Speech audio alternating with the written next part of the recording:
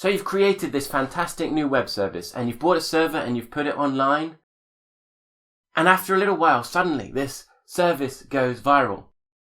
And everybody is coming to your website to see your service. But unfortunately, because you didn't buy a big enough server, when people arrive at the service, all they're getting is a blank page.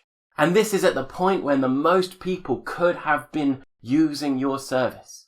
Well, you're not going to make that mistake again. So next time you prepare a service, instead, you buy all of the servers you can possibly afford. You build a massive network of completely intermingled servers that all do specific jobs, and it's built up with a fantastically complex architecture.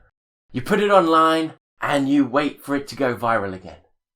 But this takes a while, and while that's happening, you are paying for all of these servers. If only there was some way that you could have a system that would grow as it was needed, and you wouldn't have to pay extortionate amounts while it was still waiting to grow. Enter Amazon Web Services.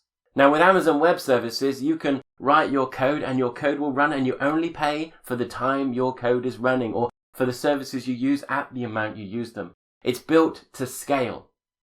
So it can do all kinds of things at massive scales or at a small scale. Now, unfortunately, with everything that scales, when you're working small, sometimes there's a bit of an overhead and some complexities that you might not expect if you're thinking of a small project.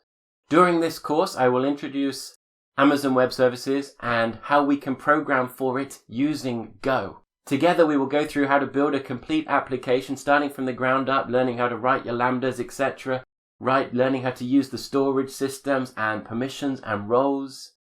And by the end of this course, you will have built a chat application which allows users to log in and talk to each other, all hosted through Amazon Web Services, but served as part of your domain. My name's Matt Stoodley, and I'm a software developer and storyteller. And you can find out more about what I do at storyfeet.com. But let's get on with this course, shall we? I'll see you there.